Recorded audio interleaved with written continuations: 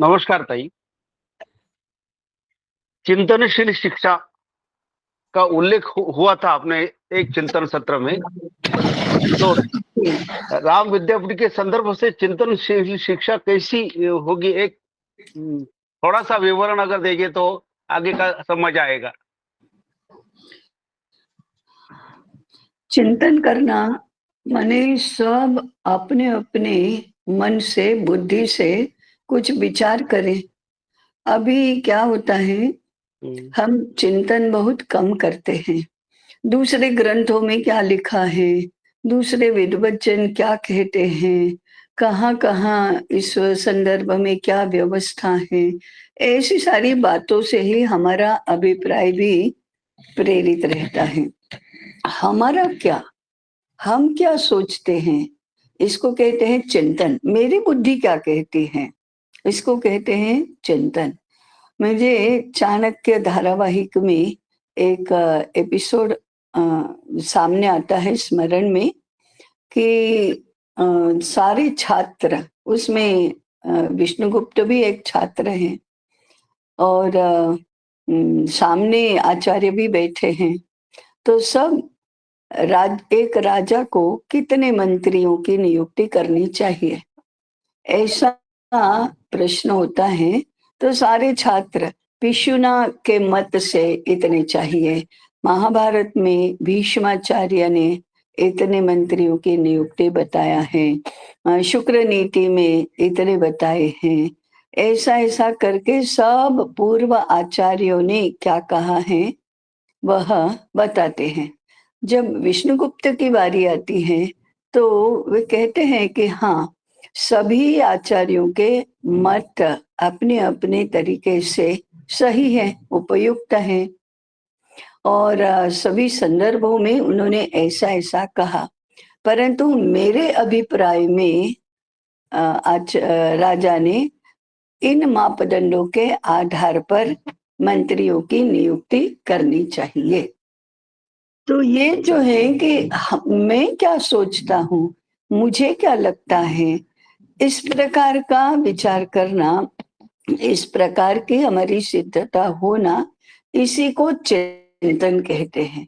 तो चिंतनशीलता माने अपनी बुद्धि से अपने अभिप्राय तैयार करना, इसको चिंतन कहते हैं। फिर ये चिंतन कितना लागू करने योग्य है, वो कैसे पता चलेगा? अन्य लोगों के साथ चर्चा करके, क्योंकि वे भी कहेंगे, फिर लोगों के साथ चर्चा करेंगे तो उसमें क्या त्रुटि रह गई, कहाँ सीमित हो गया, ये भी ध्यान में आएगा। तो चिंतन हमारा विकसित होते होते लागू करने के लायक हो जाता है। इसको कहते हैं स्व प्रयासों से अपनी बुद्धि अप्लाई करके कुछ करो। तो ऐसा चिंतनशील होना बहुत आवश्यक है। आपने कहा राम विद्यापीठ के संदर्भ में, तो अभी राम विद्यापीठ अपने आप में एक अलग प्रकार का, विलक्षण प्रकार का विद्यापीठ है, ऐसी कल्पना सभी विवरणों में प्रस्तुत की गई है। अब मुख्य मुद्दा क्या आया था एक बार, देश की शिक्षा के प्रश्न को ओन करना। अब ये कोई विद्यापीठ आज ऐसा करता नहीं है, तो ये कैसे किया जाता है, ओन कैसे किया जाता है, जिम्मेदारी कैसे ली जाती है, उसके बारे में हम स्वयं चिंतन करने लगे। तो वह चिंतन करना होगा। फिर यह राष्ट्र का शिक्षा विभाग है। अब ये तो बहुत ही बोल्ड स्टेटमेंट है कि देश का शिक्षा विभाग माने क्या? अभी तो सरकार के पास शिक्षा विभाग है, अभी तो पूरी संरचना शासन की और प्रशासन की चलती है। तो ये विद्यापीठ देश का शिक्षा विभाग कैसे होगा? फिर इसके बारे में हमें चिंतन करना चाहिए। हाँ, ये तो कह दिया कि देश के शिक्षा विभाग को ओन करना और यह देश का शिक्षा विभाग होगा। तो शिक्षा विभाग को क्या-क्या कार्य करने होते हैं, वो करेगा राम विद्यापीठ। कैसे करेगा? ऐसे, ऐसे, ऐसे, ऐसे करेगा। ऐसा चिंतन करते करते जो इतने 40 सत्रों में कहा गया है, उसमें जितने भी स्टेटमेंट्स आए वो सब जुड़ते जाते हैं। ऐसे जोड़ते जाना तो हम ही इसका चिंतन को नियोजित स्वरूप देते हैं। फिर लागू करने लायक कोई एक विचार सूत्र बनता है। इसको चिंतनशील प्रयास कहते हैं। जी। जी ताई। जी मोहन जी, आपका हैंड राइज हुआ है, आप प्रश्न पूछ सकते हैं। नमस्कार ताई। नमस्कार। मोहन कुलकर्णी, पुणे। जी। अभी अभी आपने जो बताया हम्म। उसके संदर्भ में ही मेरे मन में थोड़ी सी अस्पष्टता है। जी। तो राम राज्य के लिए राम विद्यापीठ, तपोवन गुरुकुल यानी कि देश की शिक्षा व्यवस्था राम विद्यापीठ, अभी भी आपने बताया। अभी मन में आशंका नहीं है, फिर भी अस्पष्टता है। इसका स्वरूप कैसा होगा? जो समझो हम गुरुकुल शुरू करें, राम विद्यापीठ शुरू हो गया, तो उसका स्वरूप कैसा? आज की जो प्रचलित पद्धति है और हम भविष्य में जो पद्धति प्रचलित करना चाहते हैं, तो उसकी तो शुरुआत हो गई है। 40 चिंतन सत्र हो गए। मेरे बारे में स्पष्टता यह है कि उसकी शुरुआत हो गई, मगर प्रैक्टिकली जिस दिन आज हम उसका शुरुआत करेंगे, प्रारंभ करेंगे, उद्घाटन करेंगे, तो उसका स्वरूप कैसा रहेगा, ऐसा। और दूसरा एक प्रश्न मेरे मन में है। हाँ जी। क्या इसके बाद पूछूं? हाँ, इसके बाद कोई इसके बाद प्रश्न ही अपने आप में बहुत ही अच्छा और महत्वपूर्ण है। प्रत्यक्ष प्रारंभ होगा, विद्यापीठ की स्थापना होगी। उस स्थापना में सारे आचार्य ही प्रमुख भूमिका में रहेंगे। यदि शासन प्रशासन के प्रतिनिधि उपस्थित रहते हैं तो वे साक्षी बनने के लिए और ये जानने के लिए कि आचार्य लोग क्या सोच रहे हैं, क्या कर रहे हैं, अगर सहायता करने की बारी आई तो हमें पता तो रहे कि ये क्या करना चाहते हैं। वे किसी भी प्रकार से उनकी सहभागिता नहीं होगी, उनका डोमिनेंस तो नहीं ही होगा। प्रधानमंत्री भी आए तो वो सामने सभागृह में बैठेंगे, मंच पर नहीं बैठेंगे, क्योंकि यह विद्यापीठ का मामला है और विद्यापीठ में आचार्यों के द्वारा संचालित है। ये इसका एक प्रमुख पहलू है कि यहाँ विद्यापीठ में शासन प्रशासन आर्थिक साम्राज्य के धनी ये सारे के सारे विनीत वेश से ही आते हैं। ये पहली भूमिका तो लेनी होगी। दूसरा, ये सारे आचार्य करेंगे क्या?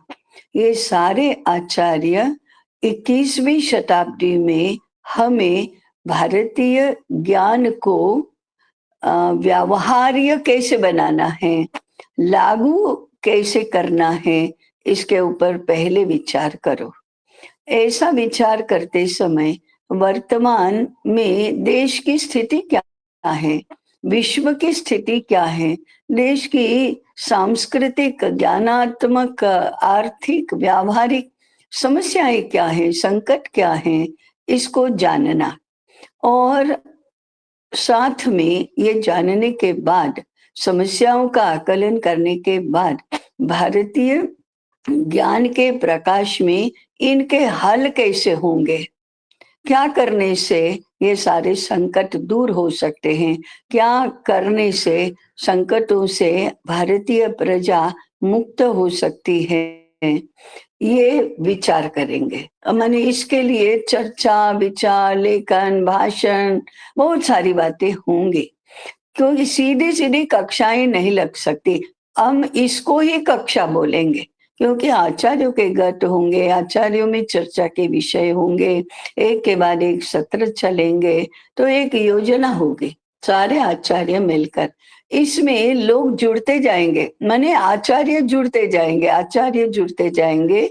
ये विद्वानों का समूह है, परंतु केवल विद्वान नहीं, आचार्य, विद्वान आचार्यों का समूह है। आचार्य क्यों? तो आचार्य ही आचरण की, व्यवहार की व्यवस्था बनाते हैं, उन्हीं को आचार्य कहते हैं। तो लागू करने के लिए क्या क्या क्या है, ये एक चरण होगा। उसके बाद चरण होगा लागू कैसे किया जाए, कहाँ किया जाए। हम गुरुकुल शुरू करेंगे तो कैसे शुरू करेंगे, गुरुकुल का पाठ्यक्रम क्या होगा, गुरुकुल में पढ़ाने वाले गुरु कैसे होंगे, वो तैयार कैसे होंगे, उनकी योजना बनाना। उसी में कुटुंब शिक्षा की योजना भी बनेगी। तो कुटुंब शिक्षा के लिए कुटुंब में तो गुरु माता पिता होंगे, तो माता पिता की शिक्षा की व्यवस्था होगी, लोक शिक्षा की व्यवस्था होगी। तो राम विद्यापीठ में पहले आचार्य परिषद होगी।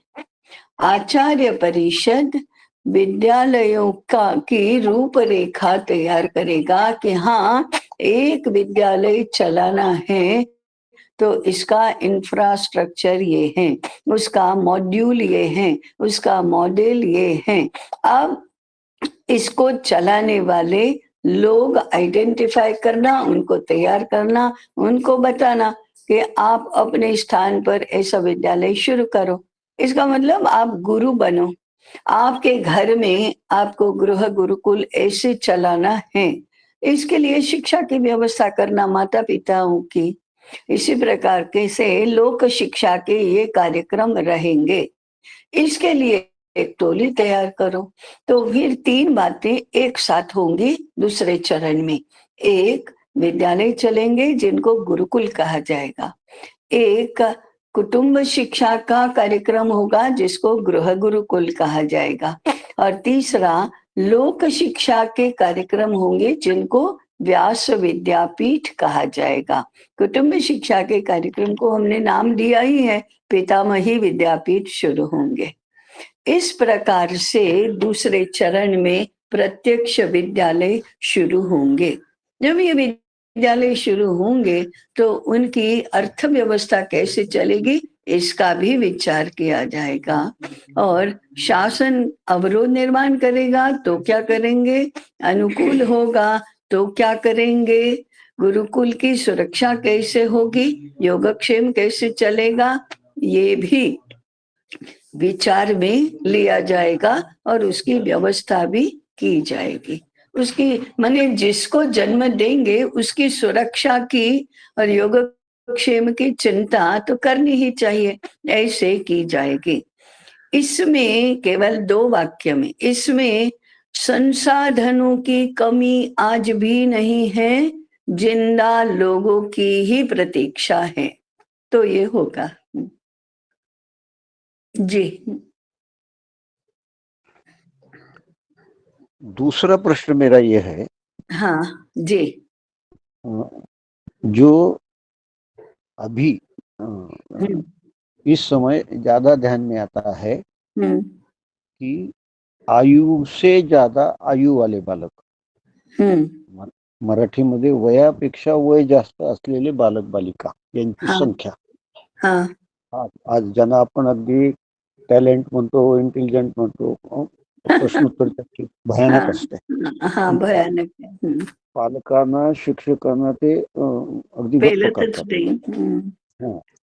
तो आयु से ज्यादा आयु होने वाले बालक बालिक की संख्या भविष्य में बढ़ती गई और बहुत जल्दी शीघ्र से बढ़ती जा रही है। तो वो समस्या होगी क्या? हाँ, वह होगी, समस्या हो ही रही है, होगी तो क्या, हो ही रही है। इसका सबसे बड़ा जो क्षेत्र है वह कुटुंब है। तहस नहस हो रहा है, तहस नहस हो गया है और उसका नाश हो ही रहा है। इसमें सबसे पहले हमको आघात करना होगा इस रूप में कि युवक युवती को विवाह करने के लिए समझाना होगा, विवाह के योग्य बनाना होगा, बालकों को जन्म देने के लायक बनाना होगा, जन्म देने के लिए प्रवृत्त करना होगा, फिर गृह गुरुकुल की शिक्षा उनको देनी होगी।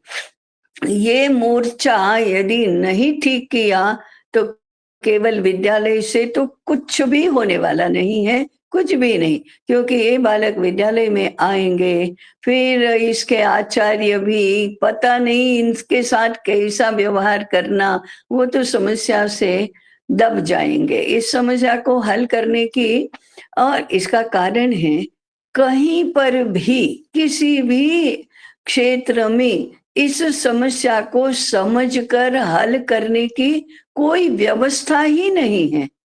इस समस्या को आइडेंटिफाई भी वही करते हैं जिन्होंने समस्या निर्माण की है, और हल वही देते हैं जो ये समस्या को डील करते हैं और समस्या को बढ़ाने का काम करते हैं। इसलिए कहीं पर भी हमारी नई पीढ़ी को सुरक्षित रखने की, अच्छी बनने की कोई व्यवस्था ही नहीं है। ये व्यवस्था जब तक नहीं करेंगे, हम कोई गुरुकुल चला ही कैसे सकते हैं? चलाने वाले भी कहाँ से निर्माण होंगे? 15-20 वर्ष के बाद कौन आचार्य मिलेंगे हमको?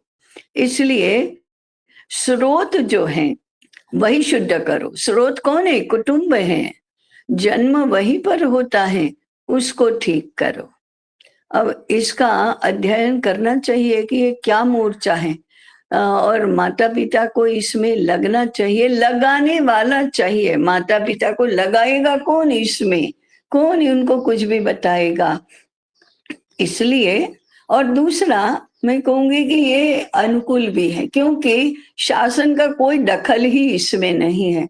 ना इसमें कोई माने डिग्री चाहिए, ना परीक्षा, ना मानदंड, ना वेतनमान, कुछ भी नहीं चाहिए, ना इंफ्रास्ट्रक्चर, कुछ भी नहीं चाहिए।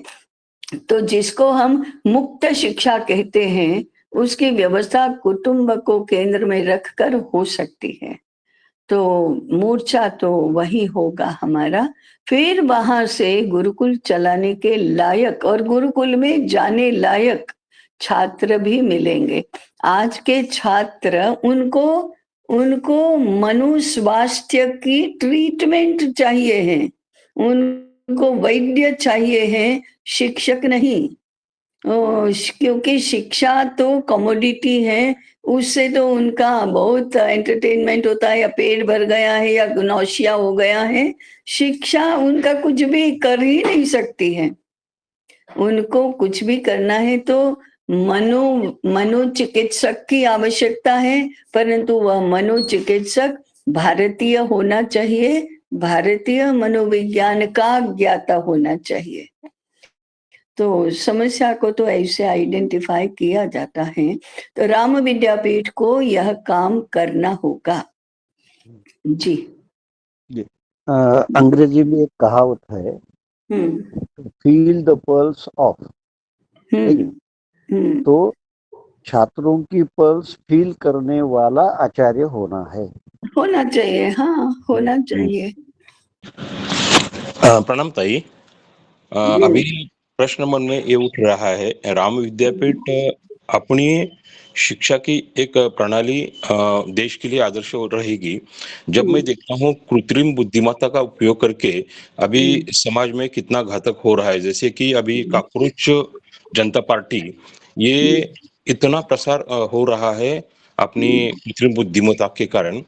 जब मैं ये सोचता हूँ कि युद्ध में भी कृत्रिम बुद्धिमत्ता का उपयोग करके विध्वंस हो रहा है, इसको अगर ठीक करना है तो हमें भी कृत्रिम बुद्धिमत्ता का स्वीकार शिक्षा के लिए करना होगा। तो राम विद्यापीठ का कैसा विचार रहेगा कि कृत्रिम बुद्धिमत्ता को नष्ट करने के लिए हम क्या क्या कैसे सीखें? जी देखो, इस प्रश्न को ऐसे समझना चाहिए। एआई के माध्यम से वो युद्ध हो रहे हैं, माने ड्रोन और यहाँ बैठे बैठे शत्रु के केंद्रों पर घात करना, मिसाइल को भेजना, वापस बुलाना, ये सब हो रहा है। अवकाश में ही उसको मार गिराना, ये सब हो रहा है। जरा स्मरण करो, रामायण काल में युद्ध होते थे, उसमें कैसे शस्त्रास्त्रों का प्रयोग होता था। वरुणास्त्र, वायवास्त्र, अग्न्यास्त्र, ब्रह्मास्त्र, जृंबकास्त्र, इतने नाम तो सुने हैं हमने, बाकी तो बहुत ऐसे पिल्ले पिल्ले तो बहुत होंगे, ये तो बड़े बड़े बड़े घातक। अब अग्न्यास्त्र है, अग्न्यास्त्र फेंको और सब आग आग जलने लगता है। वरुणास्त्र फेंको तो सारा वर्षा होकर पानी में भीग जाता है, डूब जाता है।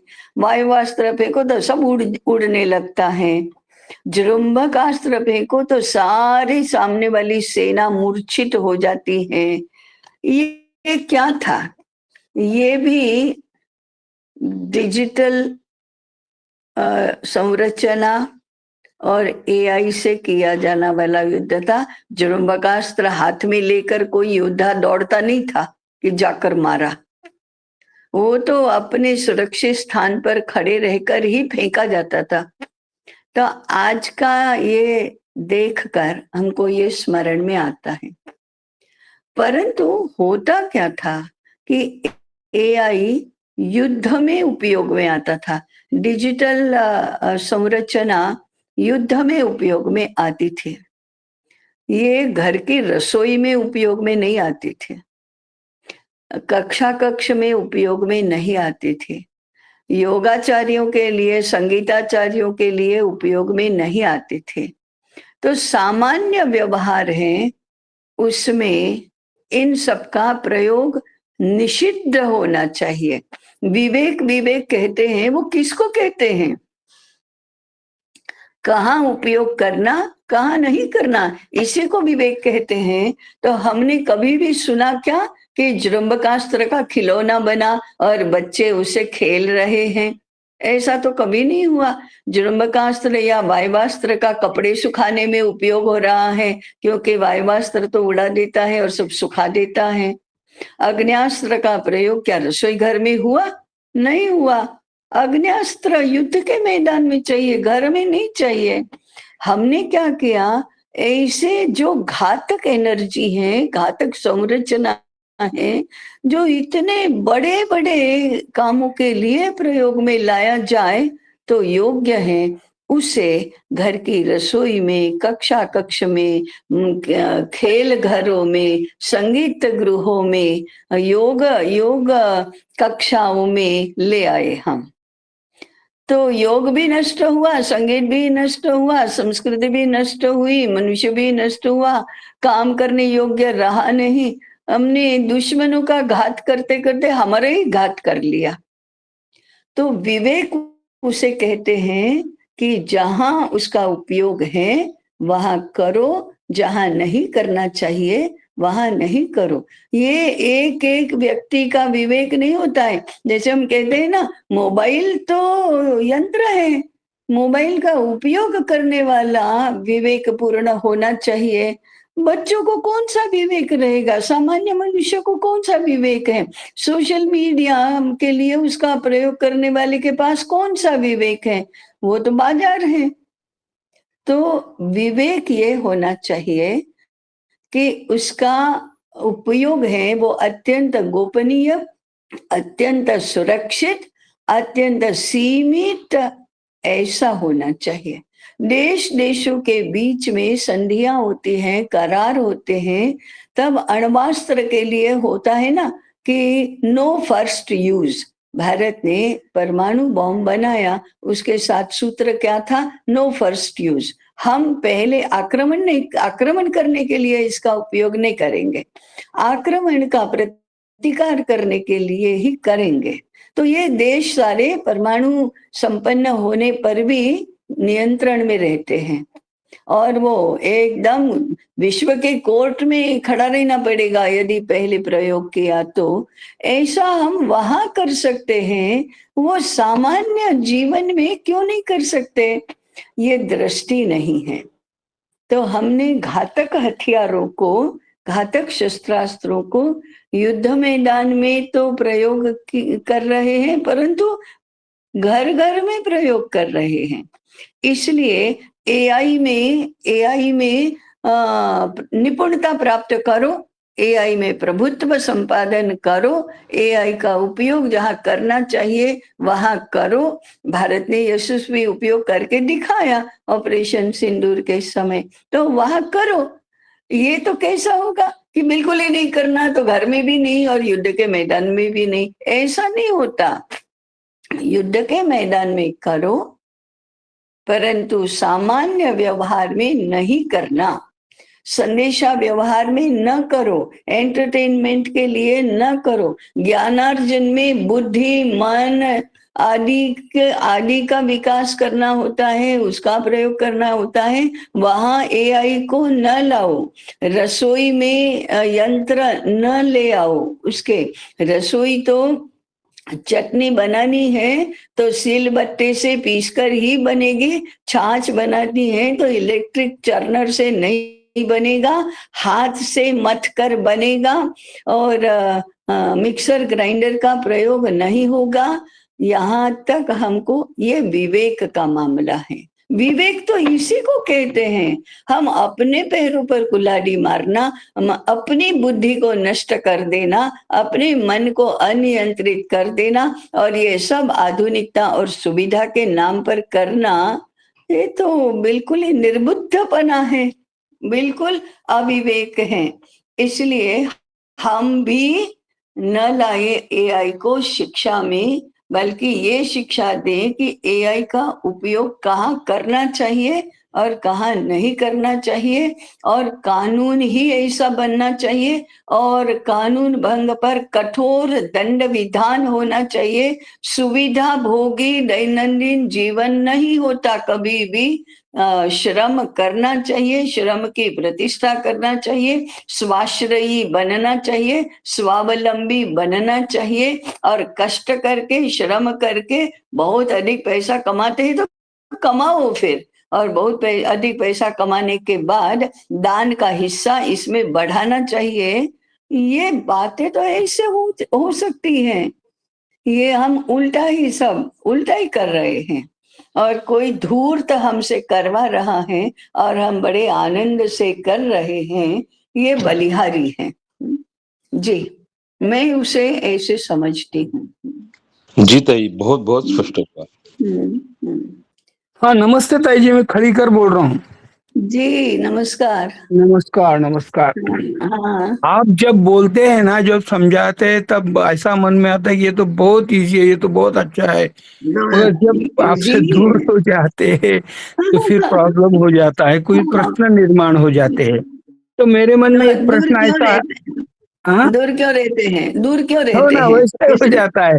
तो मेरे मन में एक प्रश्न ऐसा आ रहा है कि अब कुछ लोग पुनरुत्थान विद्यापीठ या राम विद्यापीठ से जुड़ना चाहते हैं, तो ये जुड़ने का क्या प्रोसीजर है, उनको कैसा है करना है? कोई अपना एप्लीकेशन या कोई राज्यों में कोई शाखा कार्यालय ऐसा कुछ बनने की योजना है क्या है इसके बारे में? हाँ, पुनरुत्थान विद्यापीठ के कुछ स्थानों पर केंद्र हैं। केंद्र के साथ आप जुड़ सकते हैं। अच्छा। परंतु परभणी में नहीं है, लातूर में नहीं है, बनने जा रहा है परंतु अभी है नहीं। पर एक वाक्य का संदेश भेजो कि मैं पुनरुत्थान विद्यापीठ से जुड़ना चाहता हूँ, तो फिर आपको सूचनाएं मिलती जाएंगी, जानकारी मिलते जाएंगी, निर्देश होते जाएंगे कि आप ऐसा करो, ऐसा करो, ऐसा करो। तो आप जुड़ गए और करने लगे काम। अच्छा। इसका कोई ऐसा रजिस्ट्रेशन नहीं है, उसकी सदस्यता नहीं है, कोई आर्थिक व्यवहार नहीं है। इसलिए वो प्रशासनिक आर्थिक ऐसी कोई संरचना नहीं है। आप पुस्तक पढ़िए, आप विद्यापीठ से जुड़ गए। पुस्तक 4 लोगों को पुस्तक पहुंचाइए, आप कोई विद्यापीठ का काम कर रहे हैं। आप लेख लिखिए, विद्यापीठ का काम कर रहे हैं। वाचन गट में जुड़िए, विद्यापीठ का काम कर रहे हैं। गुरुकुल शुरू करने के लिए गुरु बनने का शिक्षण प्राप्त करिए, आप विद्यापीठ के सदस्य बन गए। और कोई लिखित विखित कुछ नहीं होता। जी धन्यवाद भाई जी। हाँ जी। ताई जी, मेरा एक बहुत ही सिंपल आशंका है, जिज्ञासा है। हाँ जी। कि ये राम विद्यापीठ में मूल्यांकन और मूल्यमापन की कैसी व्यवस्था बनेगी? मैं थोड़ा बहुत प्रश्न कम है ना, इसलिए थोड़ा मैं विस्तार से बता सकती हूँ। मजेदार बात है। एक दूसरी कक्षा वाला, पहली कक्षा वाला छात्र गणित की परीक्षा पूरी करके घर आया। अब वो माताओं की कितनी उत्सुकता रहती है कि कैसा किया। तो प्रश्न पत्र लेकर आया था, इसका उत्तर ये, इसका उत्तर ये, इसका उत्तर ये। तो सारे उत्तर सही दिए और माता को लगा कि इसके तो 50 में से 48 नंबर तो जरूर आएंगे। और वो खुश थे। परिणाम आया तो इसके गणित में 50 में से 2 नंबर थे। अब ये वो लड़के को तो कुछ नहीं था, 2 क्या 48 क्या फर्क पड़ता है। लेकिन माता तो बिल्कुल ऊपर नीचे इतनी विचलित हो गई, तो वो बालक को बार बार पूछती थी, अरे तुमको आता है ना? हाँ आता है। फिर तुमने लिखा था कि नहीं? ऐसा वो बोल गई। तो उसने शांति से उत्तर दिया, बालक ने, नहीं लिखा था। तो माता ने और झुंझला कर पूछा, क्यों नहीं लिखा था? वो बालक ने कहा, मुझे सब आता था तो लिखूं क्यों? तो क्यों लिखना चाहिए? अरे तो शिक्षकों को पता कैसे चलेगा कि इसको आता है सब? तो क्या वर्ष भर ये माता और शिक्षक क्या करते थे कि उसको गणित इतनी आती है कि नहीं आती है पता ही न चले, और उसके लिए 1 घंटे का प्रश्न पत्र ही देना पड़े? आपको समझ में आया? बालक को बोलना कब आता है, चलना कब आता है, खाना कब आता है, समझना कब आता है, सोचना कब आता है, ये लिखित प्रश्न पत्र से मूल्यांकन नहीं होता। जी। गुरुकुलों में गुरु भी जब मूल्यांकन करते थे तो व्यवहार से मूल्यांकन करते थे, सोच से मूल्यांकन करते थे, लिखित नहीं होता था। तो पुनरुत्थान तो राम विद्यापीठ को भी भारतीय शिक्षा पद्धति ही पुनर्प्रतिष्ठित करनी है। ब्रिटिश क्लासरूम मॉडल नहीं लाना है। ये ब्रिटिश क्लासरूम मॉडल में टाइम टेबल होता है, इतने ही मिनट का एक कालांश होना चाहिए, इतने कालांश होने चाहिए, वर्ष में 200 दिन तो क्लासेस लगनी ही चाहिए, और परीक्षा होनी ही चाहिए, परीक्षा का ये पाठ्यक्रम और इस प्रकार का प्रश्न पत्र ही होना चाहिए, और लिखित और मौखिक और परीक्षा होनी चाहिए, और इसी महीने में होनी चाहिए।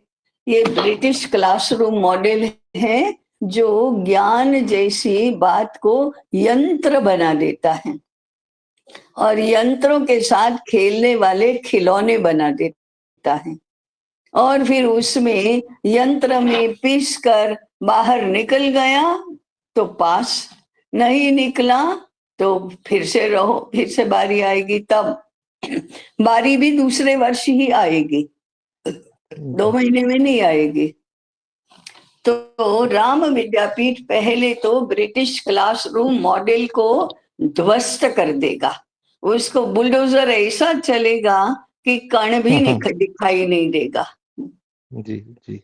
हाँ, हमारे यहाँ जो शिक्षक होते हैं ना, उनके ऊपर ये ब्रिटिश क्लासरूम मॉडल इतना हावी है कि उनको कहो कि कहानी की कक्षा है तो 20 मिनट चलेगी, और उद्योग की कक्षा है तो वो 40 मिनट चलेगी, तो उनसे सहन ही नहीं होता। अरे नहीं, सबको समान समय अलॉट करना चाहिए। सामान्य बुद्धि भी नहीं है कि हाथ से काम करने का होता है तो अधिक समय लगता है। वो नहीं, क्यों? क्लासरूम मॉडल हावी है, इसको पहले हटाना चाहिए। जरा अपनी आंखों से देखो ना, अपनी बुद्धि से समझो ना, ये क्या है।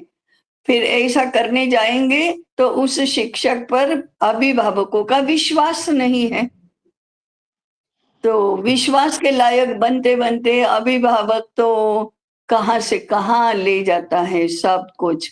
और फिर अभिभावक को शामिल करने जाओ तो कहेंगे पैसे तुमको किस बात के देते हैं, तुम करो, हम क्या करेंगे, तुमको पैसा देकर छूट जाएंगे। तो ये सारा ना बहुत बड़ा दुष्ट चक्र है सारा।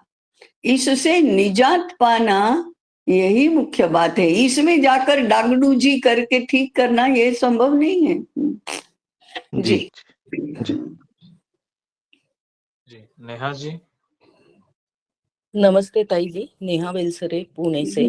जी अभी आपने बताया कि ये ब्रिटिश शिक्षण व्यवस्था जो है उस पे बुलडोजर चलाना चाहिए, और हाँ, इसमें प्रमुख भूमिका आचार्य की है, और हाँ, आचार्य पे गुरुकुल पुनरुत्थान विद्यापीठ काम कर रहा है। तो हाँ मेरी जी, ये जिज्ञासा है हाँ कि जी, आचार्य शिक्षा में क्या क्या हो रहा है, और वो गुरुकुल की परिस्थिति में पठन पाठन हो रहा है क्या? पुनरुत्थान विद्यापीठ स्वयं एक गुरुकुल है। यहाँ छात्र 32 वर्ष से 72 वर्ष की आयु के हैं। ये रोज पढ़ते हैं, ये रोज चर्चा में भाग लेते हैं, ये लिखते हैं, अनुशासन में रहते हैं। 60 वर्ष के होने पर भी स्वैर नहीं है। तो ऐसा पूर्ण अनुशासन से यह गुरुकुल चलता है। एक दूसरा, इसका आर्थिक इंफ्रास्ट्रक्चर बिल्कुल ही शून्य है। किसी से ना शुल्क लिया जाता है, किसी को ना वेतन दिया जाता है, तो निर्वेतन निःशुल्क ऐसी शिक्षा चलती है। तीसरा, भारतीय ज्ञान के आधार पर ही पाठ्यक्रम भी बना है, और यह पाठ्यक्रम श्रेणीशः प्रौढ़ होता जाता है, प्रगत होता जाता है। प्रारंभ करते हैं जब पढ़ने का, तब उनका प्राज्ञ संस्कार होता है। उसके बाद श्रेणीशः अध्ययन होता है। 5 वर्ष, 6 वर्ष, 7 वर्ष निरंतर पढ़ने के बाद प्राज्ञ की पदवी भी प्राप्त होती है। ये प्राज्ञ बनने के बाद अधिकृत आचार्य बनते हैं। अभी दे रहा है सुनाई? हाँ जी, हाँ जी। आपकी आवाज आ रही है। तो मेरा प्रश्न नहीं है, मेरा क्रिएशन में ज्यादा रुचि रहती है। अभी पुनरुत्थान विद्यापीठ का राम विद्यापीठ शुरू करने की मीन्स जगह जगह पर माने प्रांतशः एक अभी शुरू की इसमें योजना क्या है, और इस योजना में अभी इसी गट में 30-35 लोग जुड़े हैं, 35 लोग जुड़े हैं। तो 35 लोग राम विद्यापीठ के कंसेप्ट से कंसेप्चुअली क्लियर है, जुड़ना चाहते हैं, और अपने अपने प्रांत में अगर राम विद्यापीठ शुरू करे, तो उत्तर ये मुझे नहीं चाहिए कि आप करो, हम ऐसा नहीं। पुनरुत्थान विद्यापीठ ने इनिशिएटिव लेके शुरू करे, उसमें ये लोग जुड़ सकते हैं। ऐसी योजना बन सकती है क्या, बन रही है क्या, बनी है क्या? हाँ, ये मेरा अभी 7 स्थानों पर पुनरुत्थान विद्यापीठ के केंद्र है। हर केंद्र पुनरुत्थान विद्यापीठ की उस स्थानिक इकाई ही है। वहाँ जैसे जैसे लोग मिलेंगे वैसे वैसे वहाँ काम चलेगा। जैसे पितामही विद्यापीठ का काम उन केंद्रों पर चलता है, जैसे जीवन विकास शिक्षा संकाय में जुड़ने के लिए लोगों को प्रेरित किया जाता है, आचार्य अध्ययन में जुड़ने के लिए लोगों को प्रेरित किया जाता है। वहाँ केंद्र पर भी विद्यापीठ में जो होता है वो वहाँ हो। अभी विद्वत परिषद की रचना होना, वहाँ विद्वत गोष्ठी होना, ऐसा किया जाता है। तो जहाँ भी मिलेंगे ऐसे कि हमारे यहाँ केंद्र शुरू करना है, वहाँ ये शुरू होगा।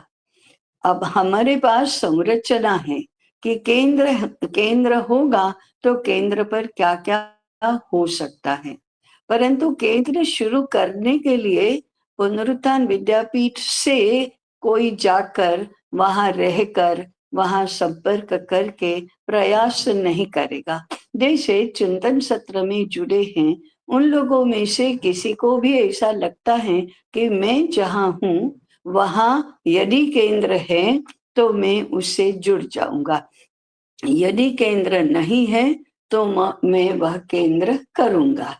तो फिर वो विद्यापीठ के साथ जुड़ जाता है और क्या क्या क्या करना केंद्र पर उसको पता चलता है।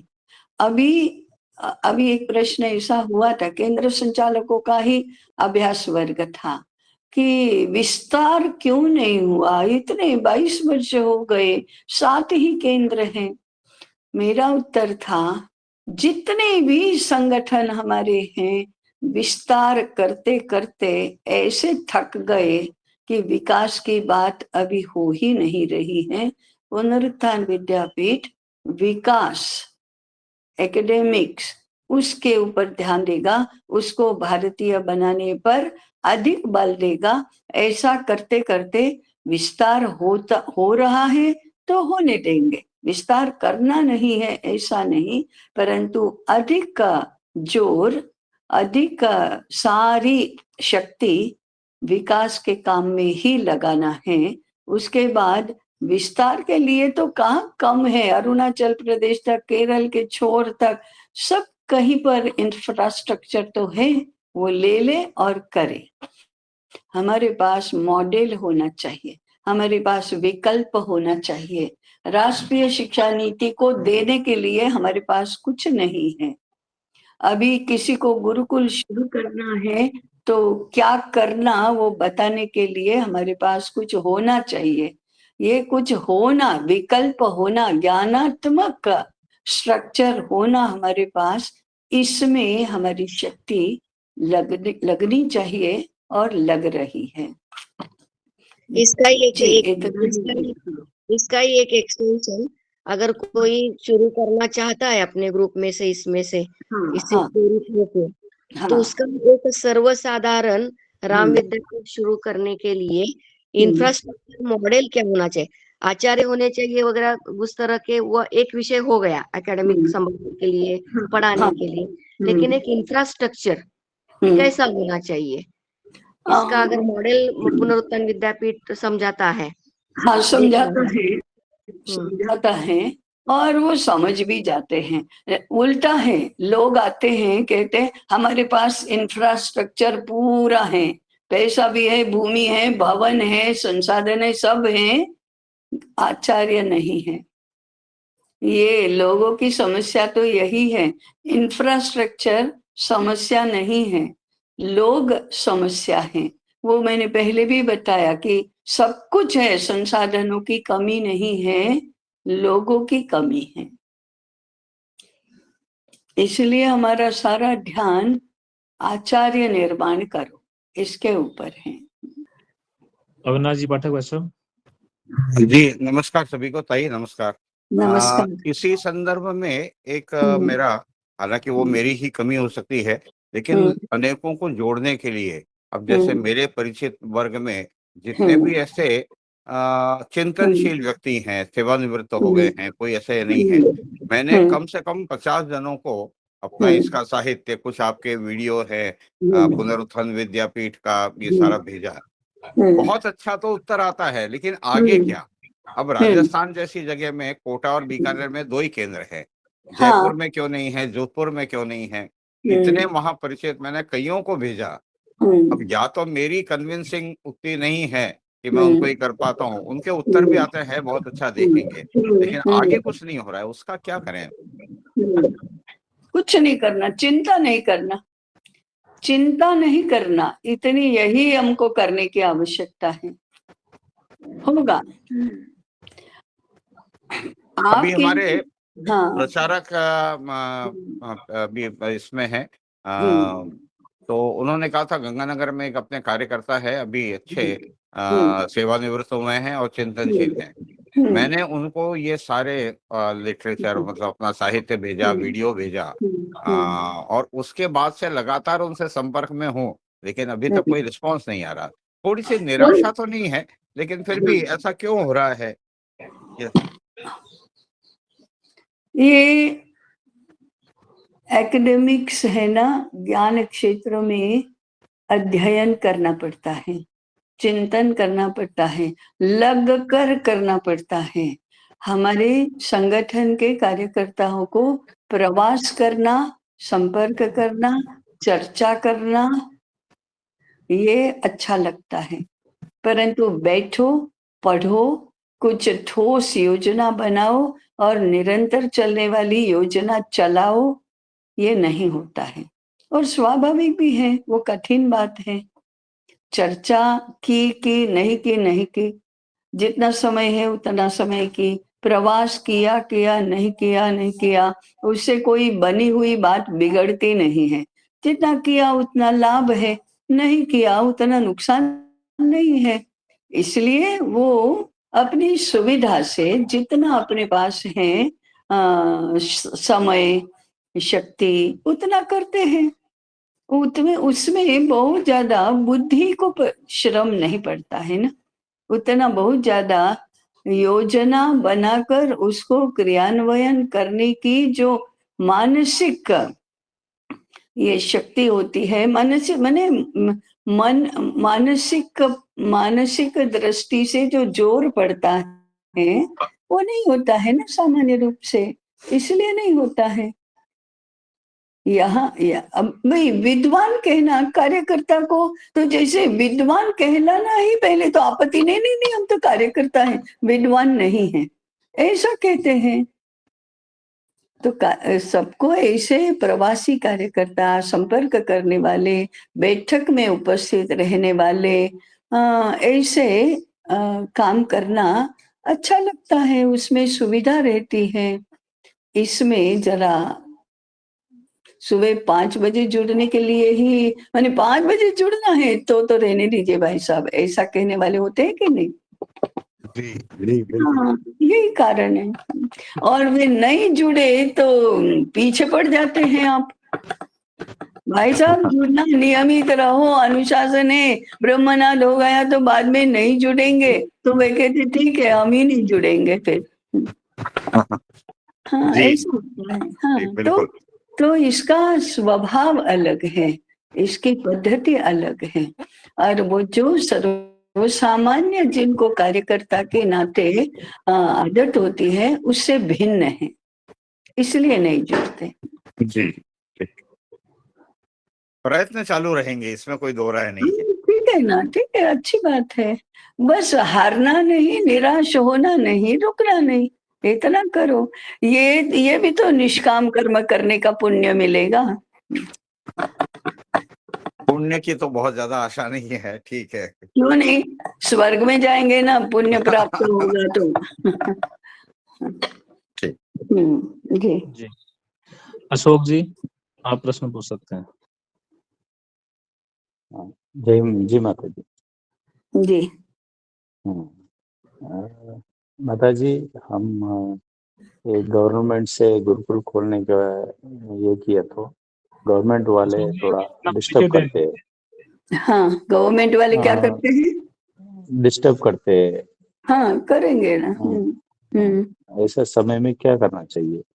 गवर्नमेंट के पास क्या व्यवहार करना चाहिए? गवर्नमेंट के पास नहीं जाना चाहिए। सबसे पहले तो अपने राम विद्यापीठ हम उनके पास हाँ। नहीं जाते हैं, वो लोग आते हैं डिस्टर्ब करने के लिए, ये मान्य नहीं है, ऐसा है बोल के वो सर वो ये मांगते हैं, क्या है कैसा है क्या चल रहा है, वो तो दिखाते हैं ये मान्य नहीं है। हाँ, ऐसा तो बोले मान्य नहीं है तो क्या होगा? वो बच्चों को ये करते हैं हाँ, ठीक पेरेंट्स। है ना। हाँ, तो अभिभावकों को पता है ना कि ये शासन द्वारा मान्य नहीं है, और अभिभावकों को उसकी कोई चिंता नहीं है ना। बस फिर क्या है? आपका बल आपके अभिभावक हैं। आपका बल, आपकी शक्ति सरकार नहीं है, आपकी शक्ति अभिभावक हैं। अभिभावक यदि कहते हैं तो हमको मान्यता ही नहीं चाहिए, तो फिर तो कोई प्रश्न ही नहीं है ना। हाँ, अभिभावकों को मान्य होना चाहिए कि हाँ, हम ऐसा कर रहे हैं। अभिभावक ही यदि प्रश्न खड़ा करते हैं तो फिर संकट होगा।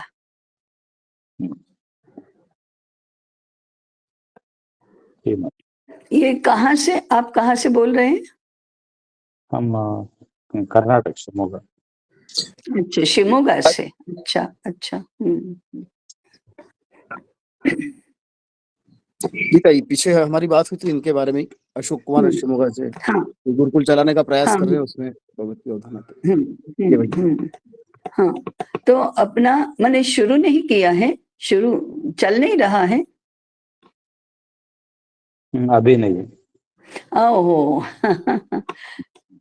तो फिर गुरुकुल, एक तो देखिए, पुनरुत्थान विद्यापीठ के पास कोई भी आता है गुरुकुल को लेकर तो हम कहते हैं अभी स्थिति अनुकूल नहीं है, अभी तैयारी करनी बाकी है। पर्याप्त पूर्व तैयारी के बिना गुरुकुल शुरू नहीं करना चाहिए। अगर किया तो आपको रोज रोज समस्याओं का सामना करना पड़ेगा। शिक्षा तो रह जाएगी एक तरफ, आप समस्याओं को सुलझाने में ही लग जाओगे। इसलिए रुको, अभी शुरू मत करो, पूर्व तैयारी पर्याप्त कर लो। ये पूर्व तैयारी किए बिना किया तो आप तो अभी अभी अभी तो शुरू भी नहीं हुआ है और आप को डर लग रहा है कि गवर्नमेंट क्या करेगी करके। तो पूर्व तैयारी के लिए हमें इस प्रश्न को अच्छी तरह से समझ लेना चाहिए, अच्छी तरह से हम स्वयं कन्विंस हो जाएं, उसके बाद अभिभावकों के साथ भी कन्विक्शन के बेस पर बात करनी चाहिए। अगर आपके पास 10 अभिभावक भी कन्विंस्ड ऐसे नहीं है तो किसके लिए गुरुकुल करेंगे आप, ये बताओ। तो पूर्व तैयारी फिर करो शुरू। आचार्य कहाँ है, गुरु कहाँ है? आचार्य है। आचार्य फिर क्या तकलीफ है? क्या पढ़ाएंगे, क्या पढ़ाएंगे? उनको क्या पढ़ाएंगे? हाँ, आचार्य है, दूसरे गुरुकुल का अभी किया है, उन्होंने अध्ययन किया है। आचार्य है, उनको हम आचार्य हैं। शिक्षा क्रम क्या है? शिक्षा क्रम है। हाँ, शिक्षा क्रम है। आप ये भी जानते होंगे गुरुकुल, प्रबोधिनी गुरुकुल का आचार्य है जैसे। ठीक है ना। हाँ, प्रबोधिनी गुरुकुल का ही मॉडल सामने है तो फिर तो कोई तकलीफ ही नहीं है। वहां भी तो स्वायत्त चलता है, वहां कहाँ मान्यता है? मान्यता नहीं है, कोई मान्यता मान्यता नहीं है। वहां भी मान्यता नहीं है और 25 वर्ष से ऊपर हो गए वह चलता है, तो आपका क्यों नहीं चलेगा फिर?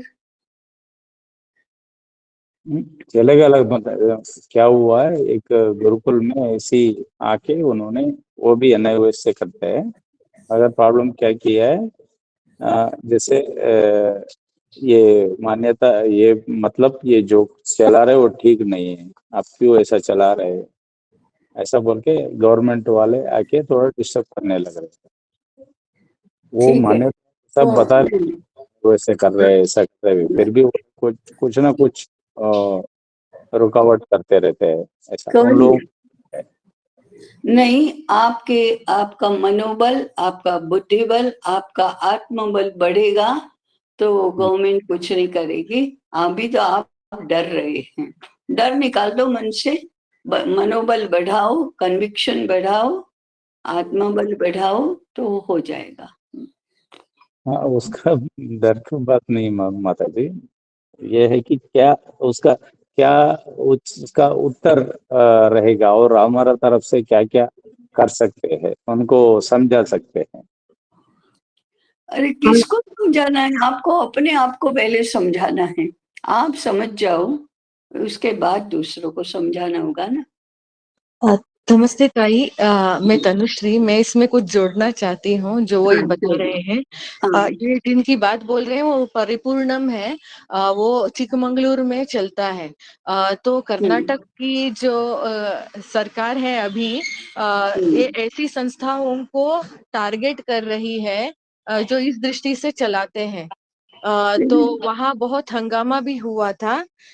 तो उन्होंने कुछ निर्णय लिया है परिपूर्णम वालों ने, और प्रयास भी किया है सरकार से बातचीत करने की और उनको समझाने की। तो इस कर्नाटक में ऐसे प्रॉब्लम होने लगे हैं, ऐसे मैंने भी सुना है ताई। हाँ, वो होंगे ना, वो तो होंगे। अगर विपरीत अनुकूल सरकार नहीं है तो होंगे, लेकिन उसमें से रास्ते निकालने के लिए हमारे पास, मैंने अभी 3 बातें बताई, मनोबल चाहिए, व्यावहारिक बुद्धि का बल चाहिए, आत्मबल चाहिए, और कोई उपाय इसमें भौतिक उपाय कोई नहीं है। इसमें एक सुझाव है ताई, जैसे मेरा यही सोचना है कि जितना आप इसका प्रचार करते हैं, ये जो स्पेशली मीडिया में, तो ये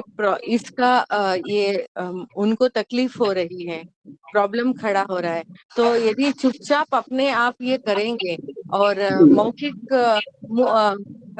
माध्यम से इसका प्रचार होता है, तो इसमें उतने अड़चन नहीं आ रहे हैं। हाँ, ठीक है, तो फिर आप उनके साथ बात करते रहो तो होगा।